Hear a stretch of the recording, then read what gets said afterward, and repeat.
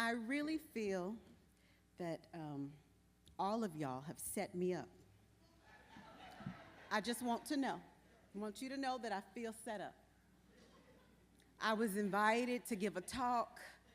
Y'all have ushered in the spirit. It made me want to already sweat out my natural. But I am truly grateful. I'm truly honored to be with you all this morning. Family, it always feels, whenever I come back to Haley Farm, to CDF, that it is a family reunion. And this year also did not disappoint, and so I'm very grateful. I am grateful to Dr. Wilson for the invitation, as well as to the entire CDF Hall-Proctor staff for all of the things that are happening behind the scenes, sometimes on the side of the scenes, before we got here to create space for us today. So thank you all. I'm also truly humble. I am also, because not in my bio, the major part of my bio is that I am a country girl from Big Island, Virginia. Again, these stories we curate about ourselves. There's so much there, but I am humbled to be in such esteemed company. And this week in particular, I am especially grateful. I saw my sister back here, to my beloved Emory alum sister, Dr. Wylin Wilson, because yesterday, again, I don't understand why y'all keep setting me up. I just need to not have had anything to say, because she could have said it all yesterday, and I could just come up here, do my Easter speech, and sit down, right? But I love you, and I wanted to mention Dr. Wilson, Dr. Wylin Wilson, because she was one of the women, the Black women at Emory, who invited me into that space. And her graciousness and the way that she modeled being in that space and being unflappable taught me that I could be okay. And so we're grateful. I'm grateful for you, sis.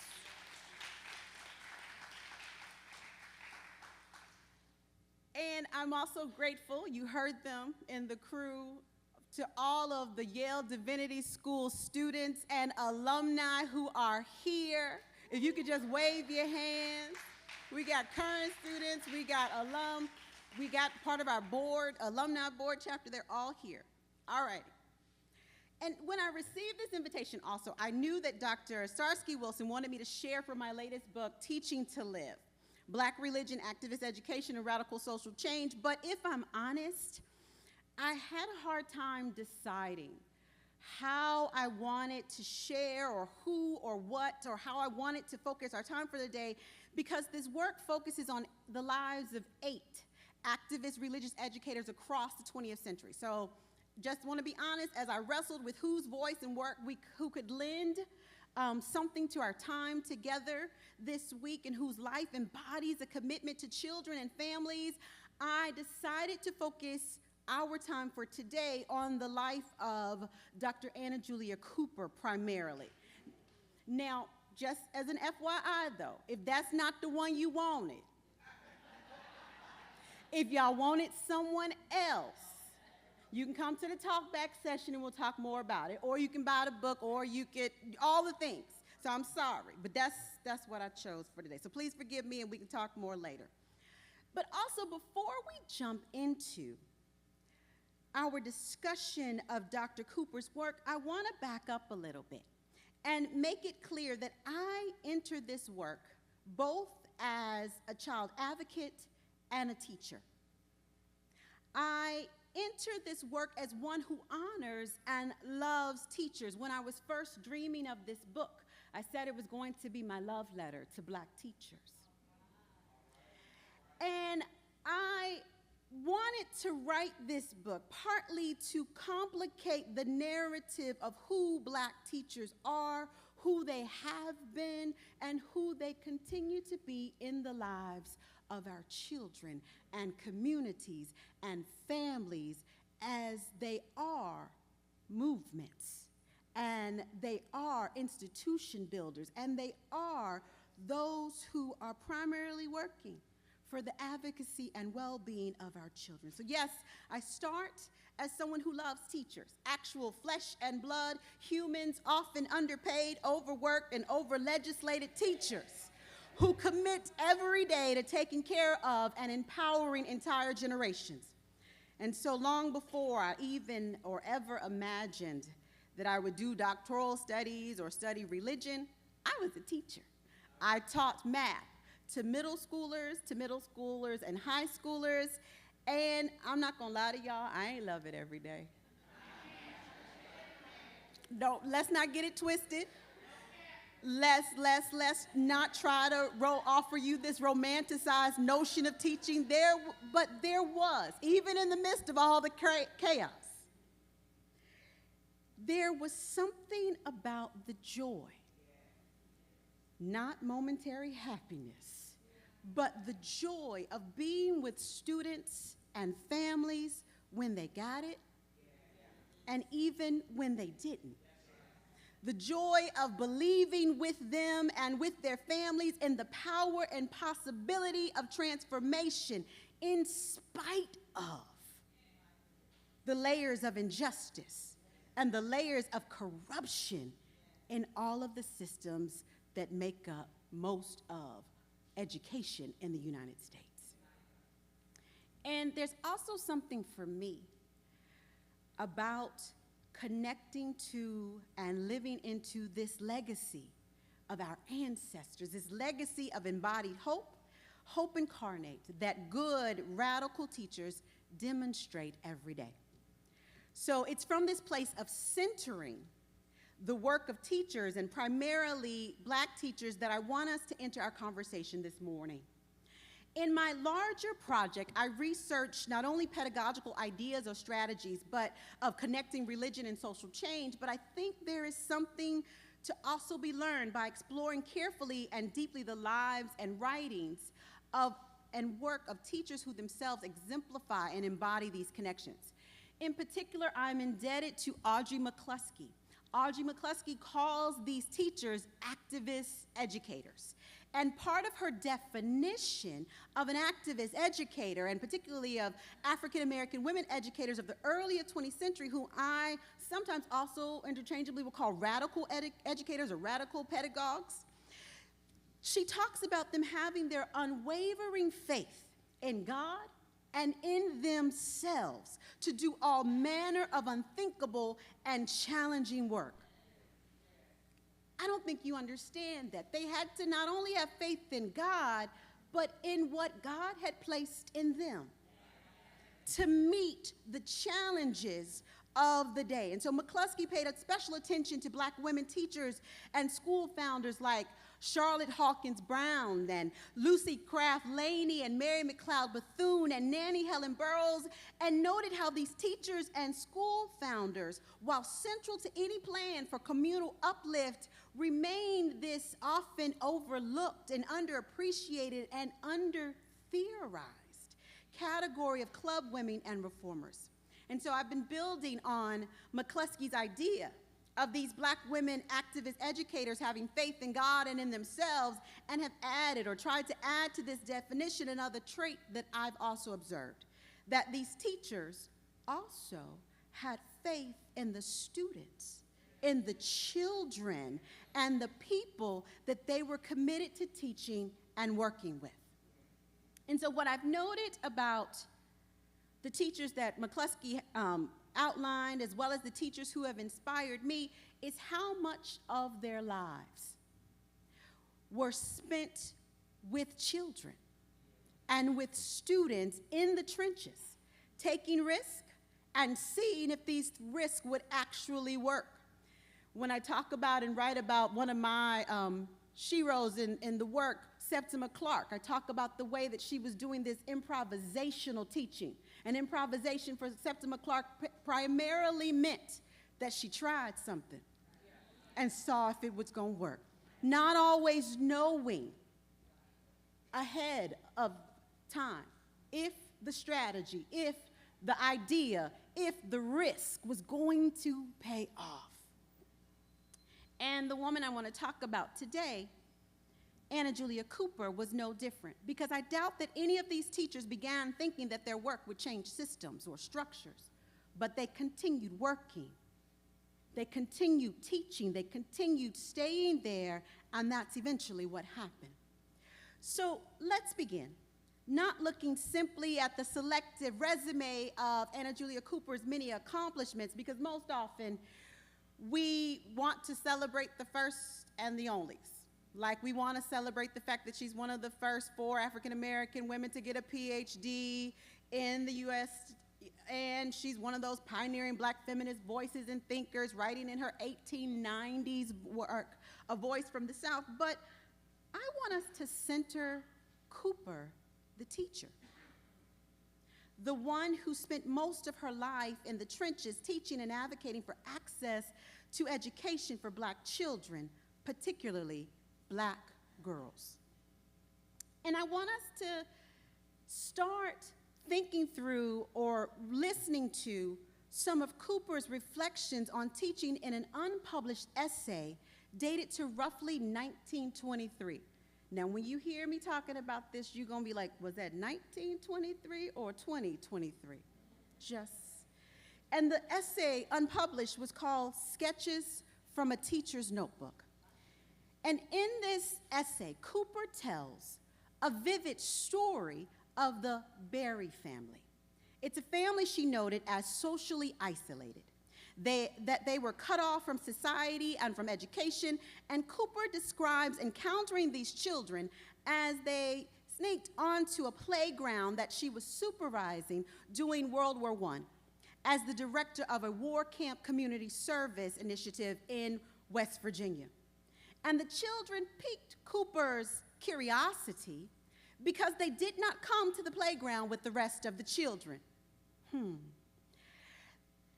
But they only came after the gates and the swings were locked, and rarely, if ever, spoke to anyone.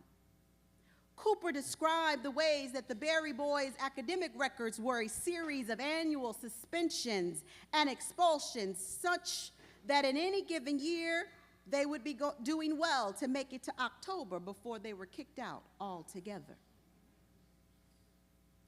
And the cycle repeated itself, with them showing up clean and neat, ready for the school year in September and being kicked out by October. And this, of course, you know, was the narrative that the year-round neighborhood teachers told Anna Julia Cooper. Cooper describes in this essay a chance encounter with the youngest daughter of the family, who she calls a frightened little creature, and I'm going to quote her at length.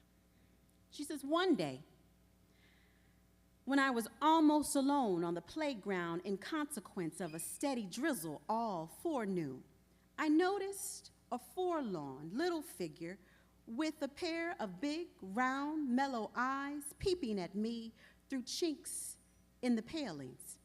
And I started down to speak to her. The frightened little creature, a child of 5 or 6, made a dash as though she would run away.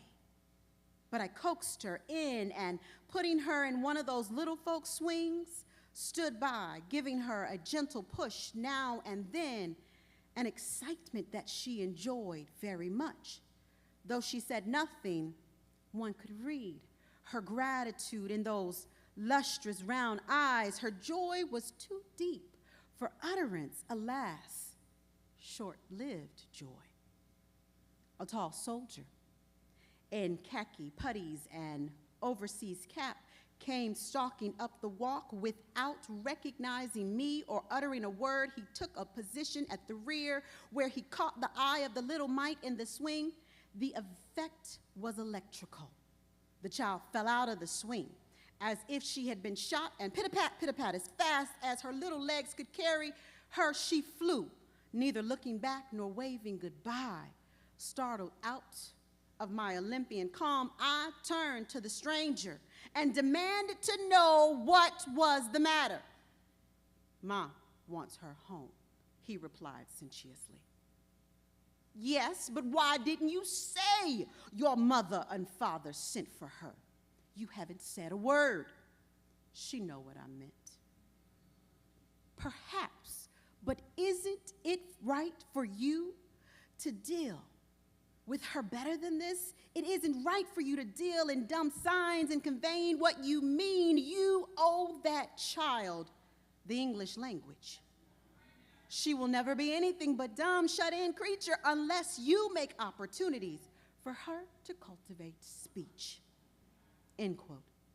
Now, Cooper, by the way, the women and men that I profile in this book are often people who I admire because they just don't give up. Fig. But Cooper was never one to back down from a challenge. She took the older brother to task right there on the playground for not speaking to his sister, for not introducing her to the world through language and more. But Cooper's reflections on the Berry family were not limited to this first exchange, but included an interaction with another brother, Walter, and her attempts to also engage their mother in a home visit. I want to share here, and then we can unpack it. She says, quoting her, "I knocked on the floor with the point of my umbrella, and after some minutes, a comely little black woman appeared in the doorway just opposite and stood with hands crossed in front of her, waiting to learn the cause of the intrusion." "Oh," I said with an ingratiating smile, "this is Mrs. Berry, is it not? I'm Mrs. Cooper, Walter's teacher on the playground. I came to bring you the little basket that Walter made for you. I taught him how." The lady held her poise of dignified aloofness and queenly silence. She did not frown, neither did she beam a smile. She did not ask me in, nor say that she was glad that I brought the basket. She did not make a pretense of thanking me for any interest I had taken in Walter, nor did she try to act out the lie that she was glad to meet me. And yet, with it all, her manner was singularly free from active repulsion. She stood and appraised me with the same unfrowning eye I had noticed in her firstborn, too strong to weep, too weighted down to smile. And after a while, she parted her lips, and this is what she said: "I keep to myself. I don't want nothing to do with nobody." Her tone was even and clear, without the slightest suspicion of hysteria or overwrought emotion. "But Mrs. Berry," I persisted, "you can't live that way." End quote. Now, given Cooper's background as a linguist and a longtime teacher of classics and language and mathematics, it's possible that Cooper's primary intention in Sketches from a Teacher's Notebook was to outline the importance of language for education and socialization. And other scholars have noted the ways that voice and voicelessness play out in Cooper's larger body of work. But for me, what Cooper conveys more fully in this picture is who she is, or who she was as a teacher and an advocate for Black women and children's rights and to access education. Cooper describes her persistent, sometimes overbearing way of seeking out and trying to convince this family of the importance of education and language and the related abilities to engage with the wider community and world. And in truth, we get a brief glance of Cooper's educational philosophy in this essay, of her belief that the purpose of education was to connect people, to give them access to a world that for generations they had been cut off from. More than her earlier writings, with their often problematic appeals to Victorian notions of womanhood, this essay helps us to see some of the evolution of Cooper's writings, and more so, the heart of Cooper's activist zeal. She was committed to empowering children, poor children, women, Black people. And you see it because it was only after leaving this war camp position did Cooper learned why this family had been cut off and isolated from their community. She learned that their father had been lynched, and their mother in an attempt to protect herself and her children, withdrew from the community.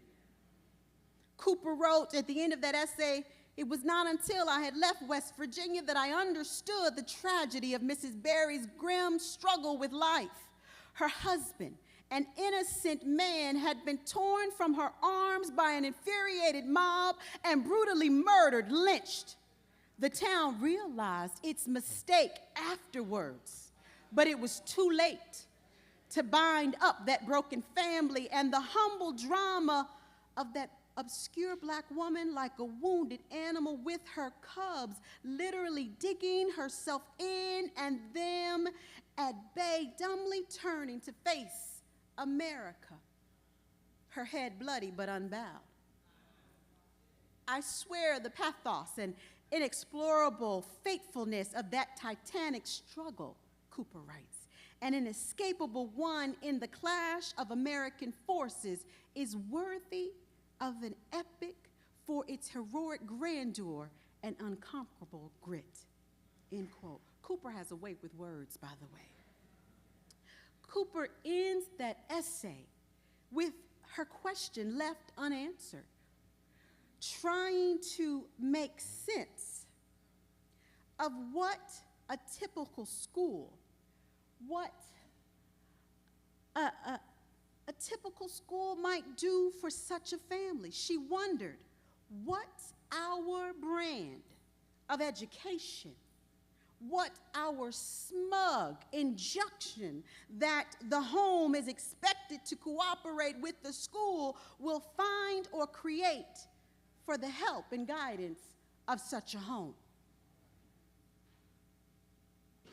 She wondered whether isolation would really solve the family's problems, but she empathized with the mother and so many mothers in making this choice. Cooper aptly saw this family and this mother's dilemma as a peculiarly American one, not an anomaly. Let that sink in. Noting the ways that the systems and generations of racism and oppression had created the complexity of this mother's situation, the tragedy, as well as the attempt to isolate oneself in order to avoid further trouble and pain. From this essay, we see a snapshot of the ways that Cooper enacted her radical pedagogy inspired by her faith and trying to connect with this mother and these children. Now, of course, like most new teachers and arrogant intellectuals, she thought that she knew best initially how she could help them, but she quickly learned.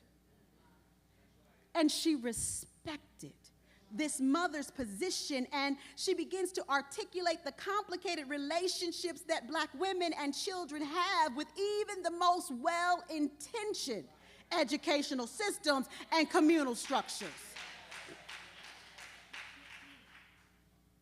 But what does it mean for us today to wrestle with Cooper's nagging question of what does our brand of education, what does our smug injunction that the home is supposed to cooperate with the school, how will we find or create something that could help this family, these families today? I mean, we could pick any of several contemporary issues, from the ridiculous attempts to legislate against the ability to actually support and feed children, or to provide adequate health care, or to provide oversight for and support for individualized learning goals and educational plans, or to even teach history that might fall under the rubric of divisive topics. We could think about or wrestle with cuts to local and foreign aid, where we would rather burn food than feed food to people, or even the war on Sesame Street. Who got trouble with Big Bird? But I digress. could look at the ongoing issues, because again, it's not just with this administration. I need us to be real clear. We could look at the ongoing issues of schools not ever feeling safe, from the possibilities of ICE raids to resource officers criminalizing regular, ordinary, childish behaviors. And in our black and brown children at alarming rates. And we could ask, what is our brand of education doing? Or what can it offer families? But Cooper's wonderings at the end of that essay, Sketches, was not a sign that she no longer believed in the transformative power of education or of communities. On the contrary, I would argue that it points to the ways that Cooper was clear-eyed and committed to education, living up to what it could be at its best and not offering a one-size-fits-all corrective. In another unpublished essay of Cooper's called On Education, Cooper wrote that whether from force of circumstance or from choice and loving consecration, we, teachers, child advocates, parents, concerned ones, are ministers of the gospel of intelligence, of moral and material uplift to a people whose need is greater than average by reason of past neglect. She saw herself as called to teach. Her religious language is so rich and thick in most of her earlier writings, but she calls herself and saw herself as called to teach and live fully into this role, herself teaching students and writing and speaking in order to advocate for the work that her students were doing and for the support that they needed to continue. She had this sense of divine calling and deep connection and commitment to teaching. Is also what made Cooper stand out a bit from some of her male counterparts in this era. Often we want to turn to men like Du Bois and even later Carter G. Woodson, to whose work we typically go in search of discussions on black education and for the most pressing early 20th century critiques of the educational system. But Cooper offers something a little different. Cooper, when we look closer, was inviting her readers and us to ponder how we might pursue a calling to be ministers of the gospel of intelligence or education, even in face of the past neglect of entire groups of people. Yes, her essay, Sketches, and this early unpublished essay on education, they often contrast with some of Cooper's better-known work, A Voice from the South, which she published much earlier in the 1890s, in 1892, when she was about age 34. In Sketches, we have an older Cooper, a more experienced Cooper. But her earlier work, interestingly enough, made her one of only a few published African-American women, and it set the stage for a long career as an educator and an advocate for education of black people, particularly of women and girls.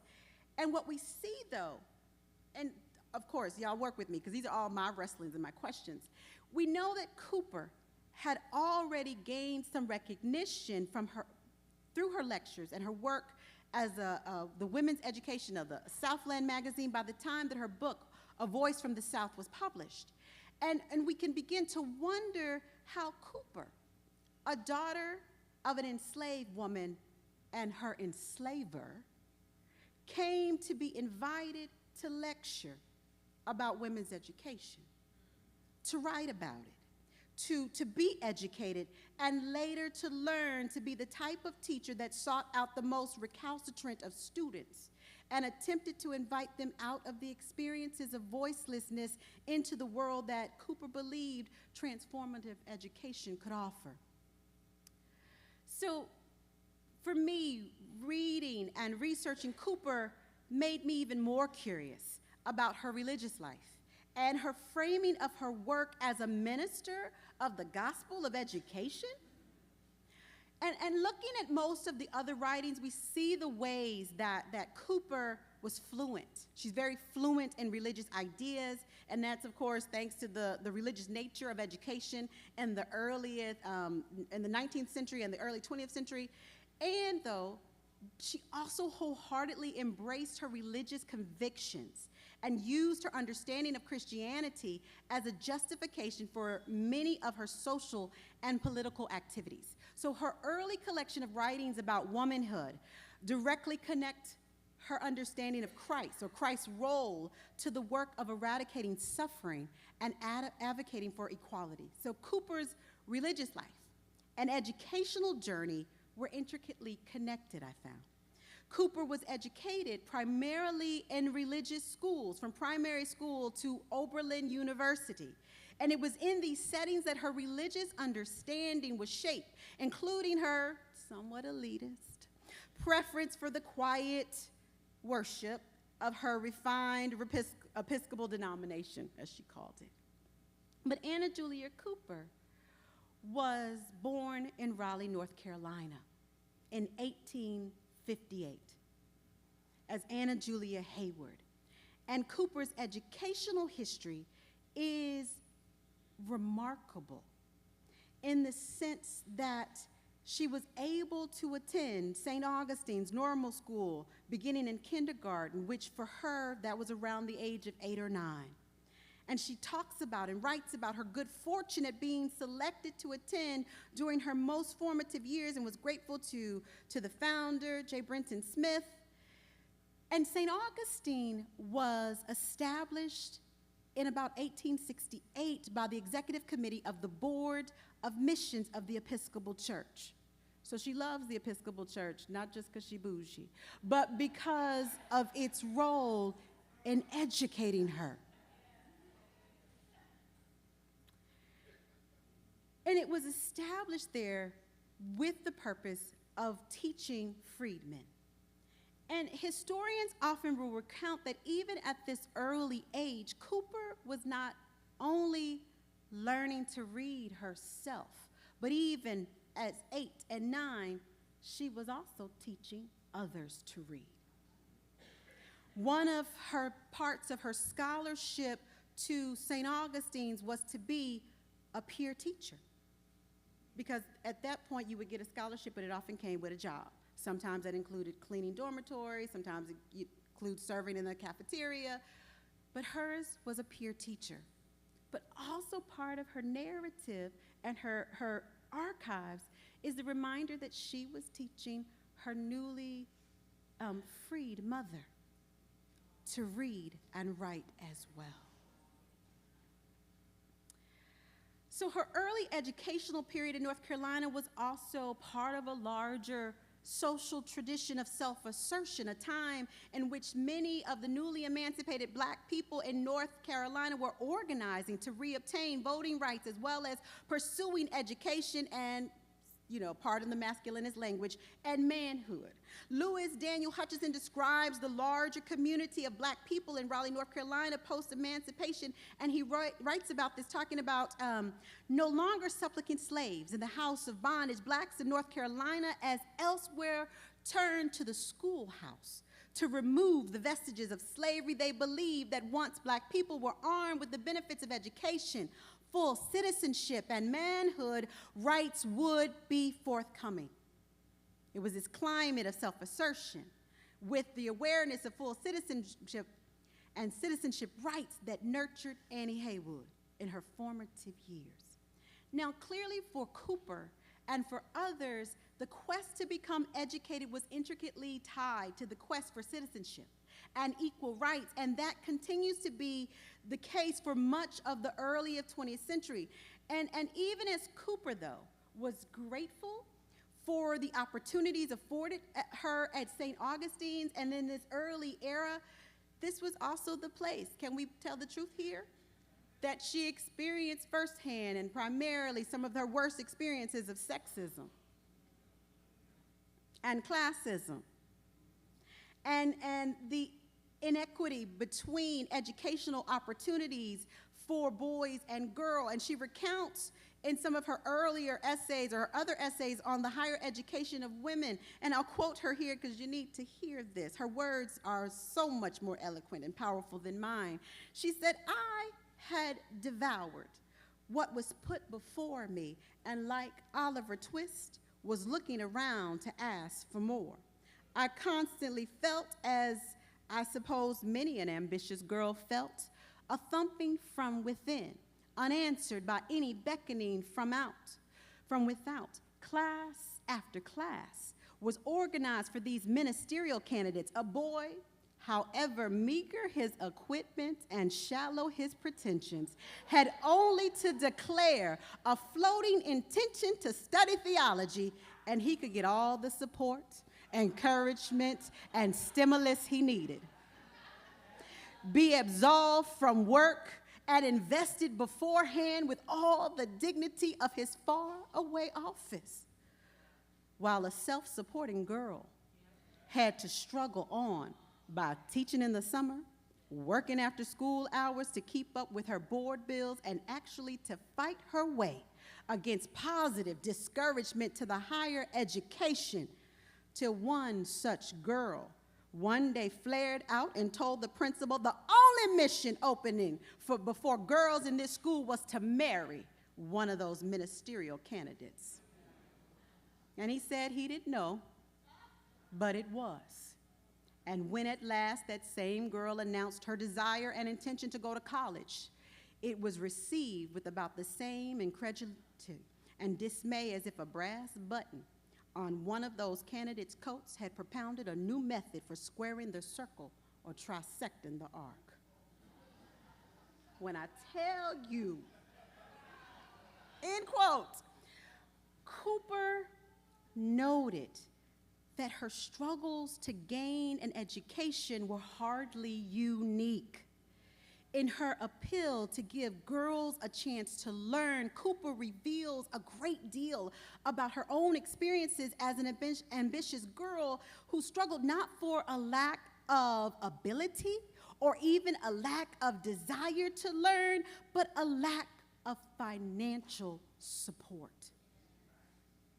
Again, remember, I'm telling you a story from the 1900s, but it has strange echoes in the 2000s and the 2020s. What does it mean for us to hear that our students don't lack a desire or even an ability, but financial support?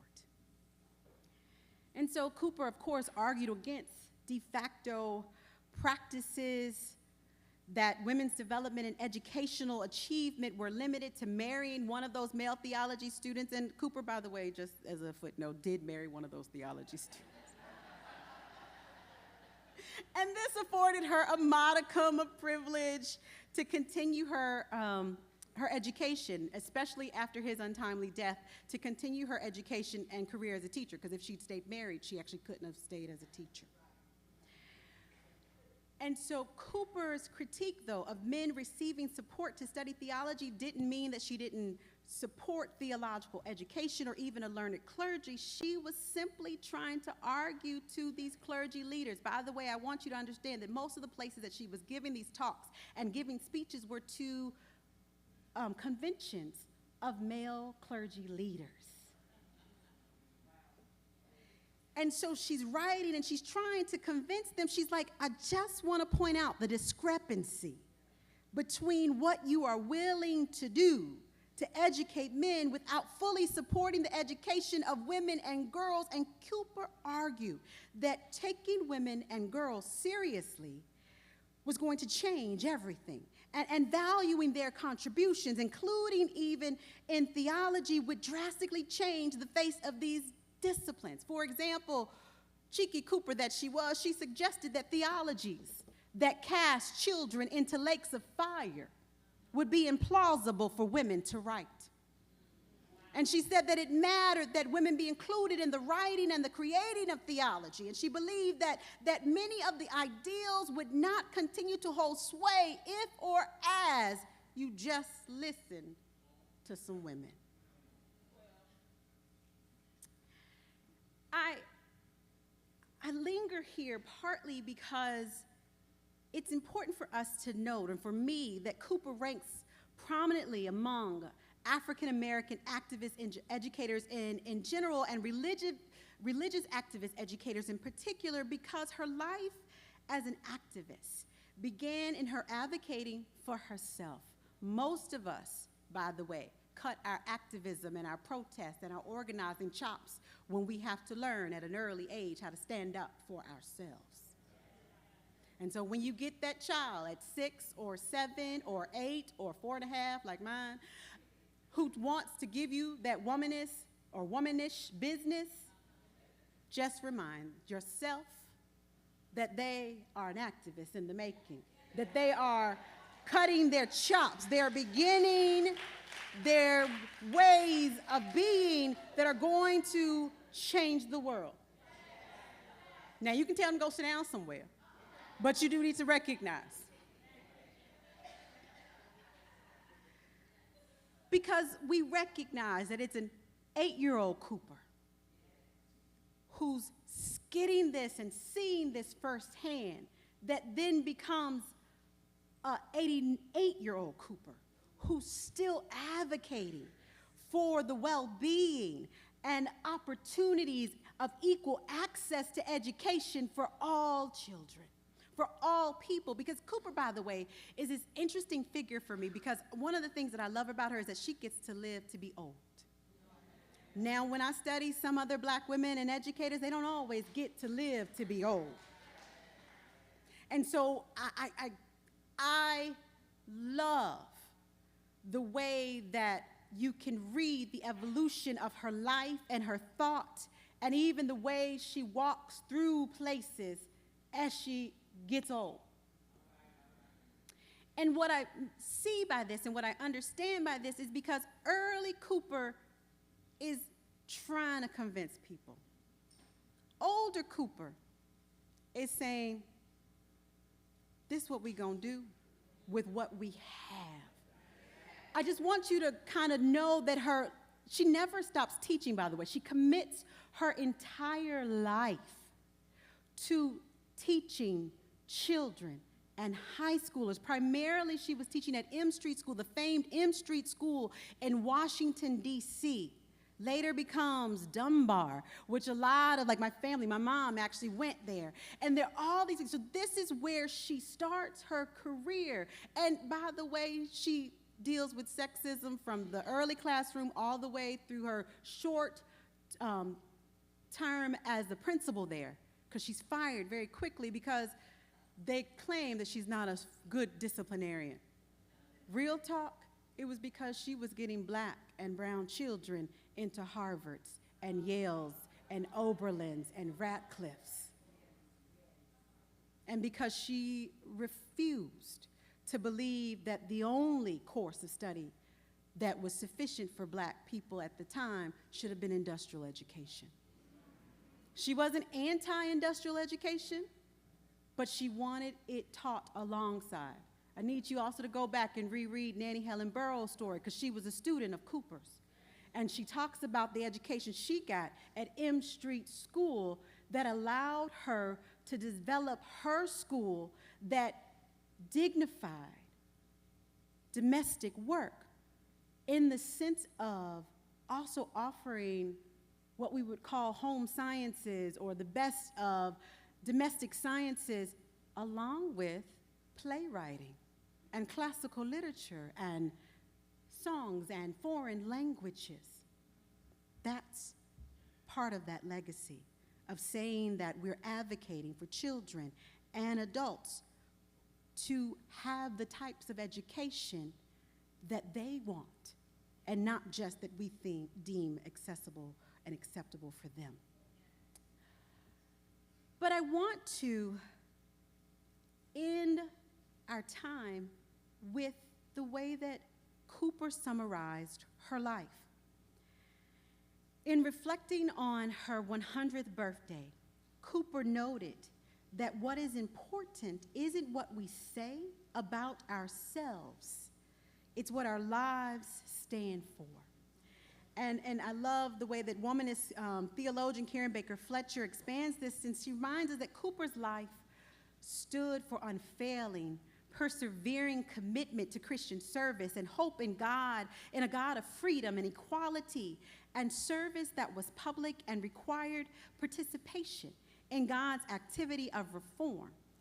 And she talks about the ways that Cooper required social gospel theology and ethics and required the application of biblical principles to a holistic analysis of racism, sexism, and classism. So for me, Cooper's contributions to her community were super important, but also her contributions to the way that we think about Black teachers and Black religious teachers is also important, because Cooper's life is an invitation. Cooper's life is an invitation to us to reimagine how we might continue her legacy, how we might transform what it means to be this type of religious activist educator in the future. Her life is an invitation to imagine anew what our contributions might be as we take up the mantle to embody the complex and messy connections between religion, education, and social transformation with a new generation of children who could be experiencing voicelessness and social isolation in innumerable new ways. Indeed, for me, Cooper's story invites me and us to remember and consider anew the revolutionary nature of education, and specifically the revolutionary nature of religious education. Bell Hooks, one of my favorite educational theorists and writers and thinkers and feminists, she describes her early experiences of teaching and learning and reflects on the experiences of growing up in Black communities, where she reminds us all that for Black folks, teaching and education was fundamentally political, because it was rooted in the anti-racist struggle. Indeed, Bell Hooks writes, my all-Black grade school became the location where I experienced learning as revolution.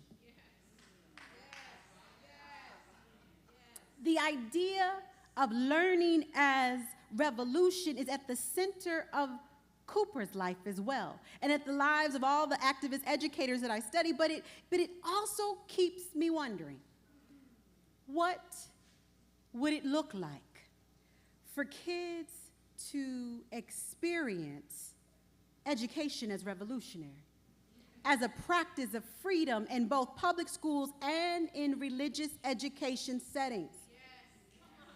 What would it look like for every teacher to see their work as a sacred calling and education as a practice of liberation and freedom? What would it look like for congregations and religious communities to commit to the educational and social needs of children and families as an integrated part of their spiritual development and wholeness?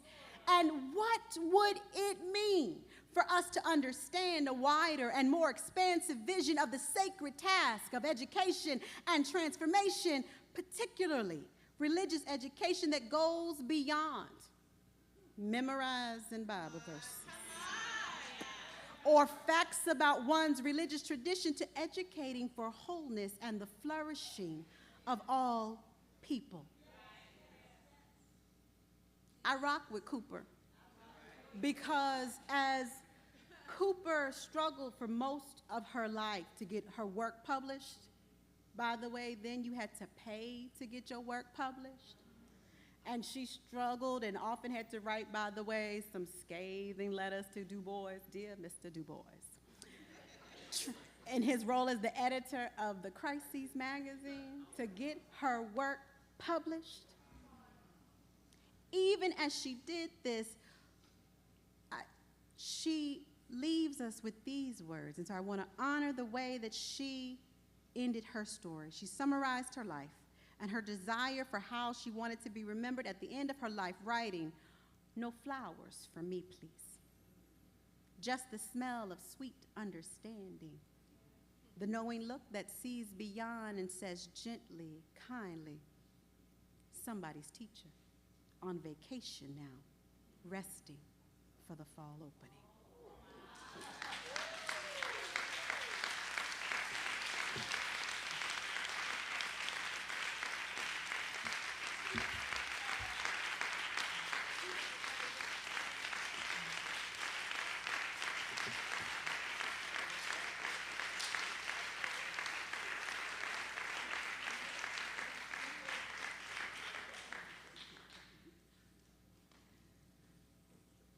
so I think at this time, we've got a little bit of an opportunity for some questions. We've got 10 minutes for questions. So I think they want you to use the mics here, but I'll be happy to engage with some questions. And if not, we just go get some coffee. Hi, I'm Suzanne Parker Miller with Pastors for North Carolina Children from Raleigh, so Excellent. Fan of hers. Curious if, when you're talking about education for all children, and you were tying it in somewhat to the church context, would that also be considered, are we looking at this in mostly the church religious education context, or could we also look at the advocacy in the public school sphere, and education for all children through the public system? I'm curious where she would have been. And yes. So I want us to be real clear that when you're talking and writing about early 20th century Black educators or educators in general, there's not this huge divide between public school and church school. And so they're often because before you get a fully government-funded public school system, you're looking primarily at religious institutions that are funding educational institutions, which is why she loves the Episcopal Church, because they start a lot of these freedmen schools. But what you also are noticing in terms of even just the way that she's approaching her work, because she's living through the mid 20th century, when we do have a more established public school system, is that she's not ever seeing these as separate things. I also recognize, as we build, even on later 20th century African-American religious educators, as I'm calling them, it's their religion that inspires them to work in the public.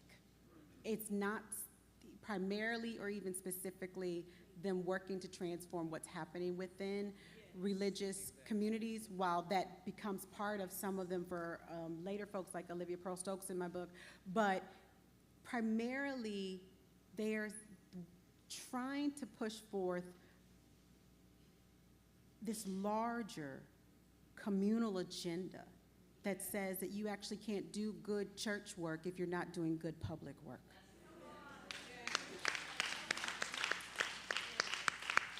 And so but it's a very privileged stand for you to begin to think that you can isolate what you're doing over here as only religious or over here as public. Like, 'cause they're like, nope, it's affecting us. It's, turtles all the way down. Like, it's affecting us in every sphere of it. So they're often doing this interesting overlap.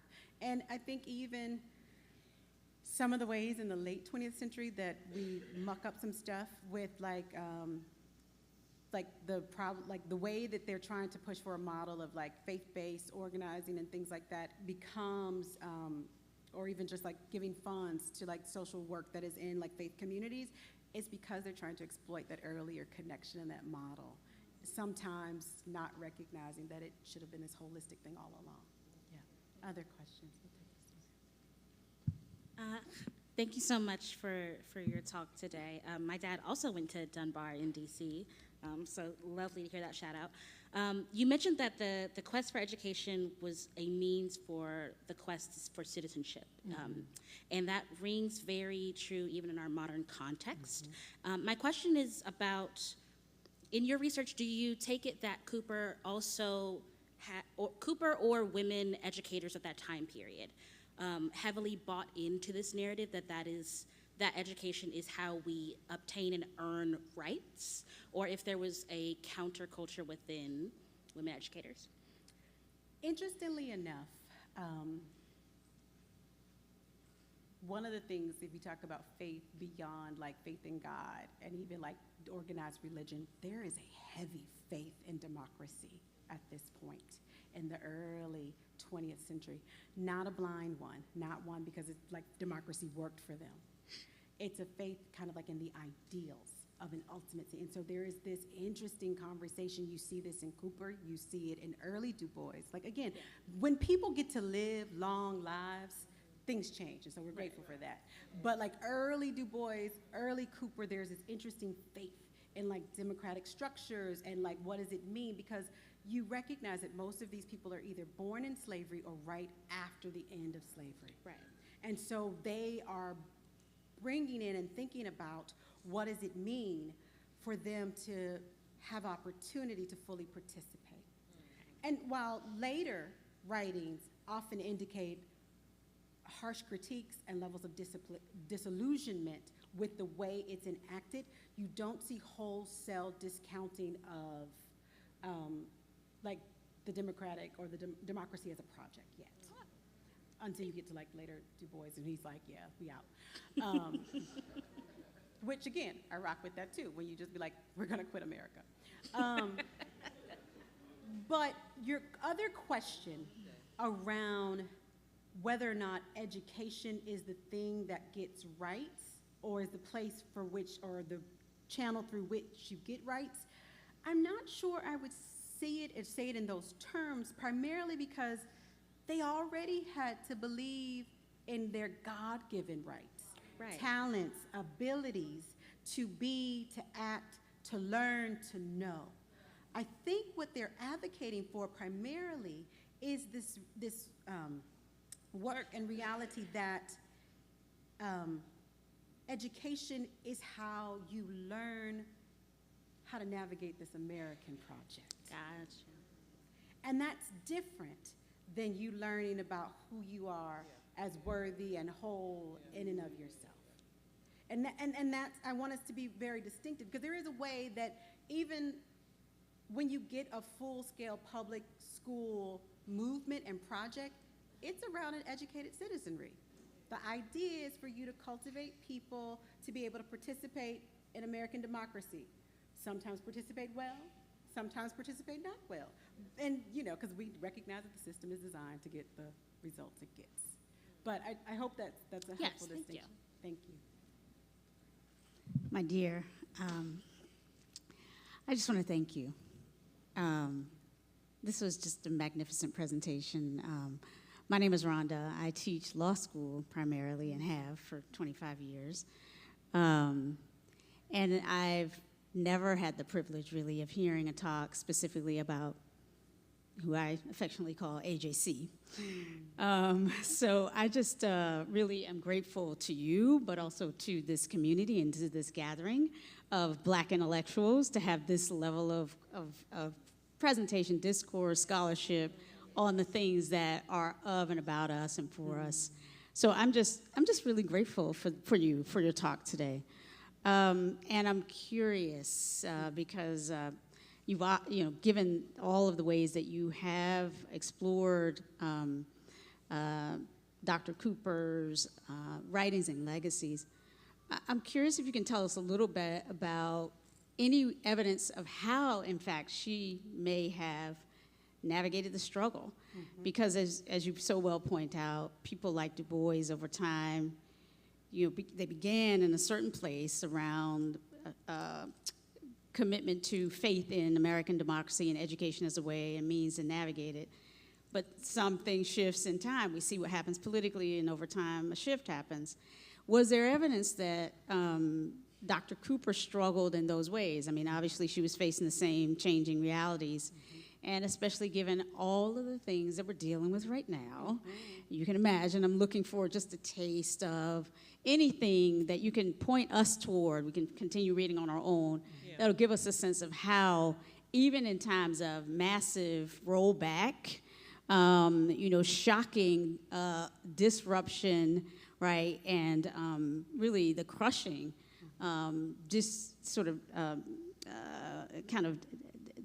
disillusioning that can come from pulling back from those democratic principles. How does she continue to have the level of faith that she has? She went through World War II and the dropping of bombs on people. So I'm just curious if you have thoughts on that. She is such a fascinating figure, and we, I do normally put them in conversation, her and Du Bois. Du Bois had access to different resources, and so in some ways, like the ability to quit America and move to Ghana is a differently resourced kind of scenario.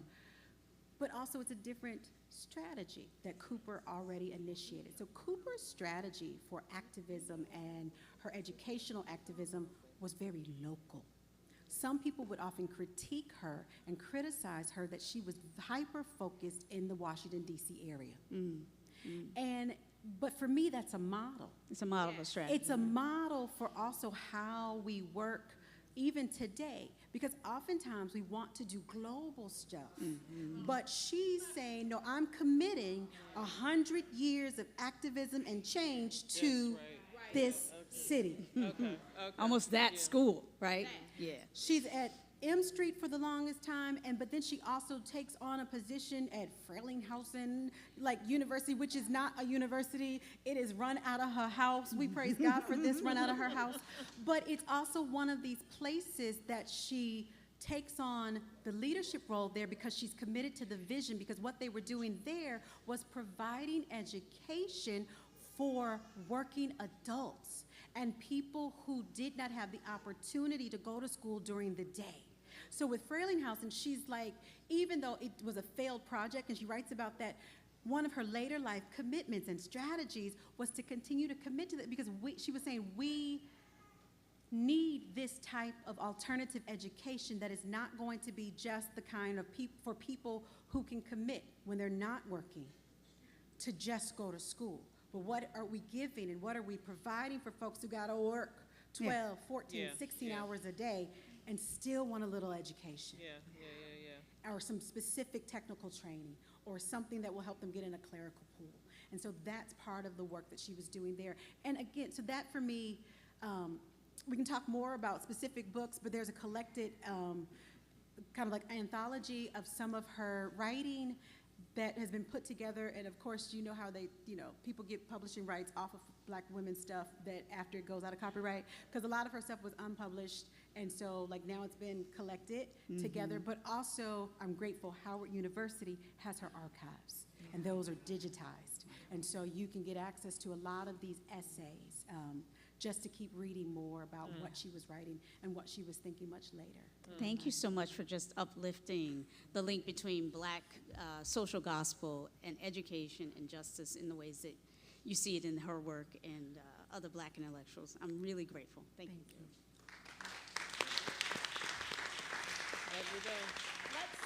Let's thank Dr.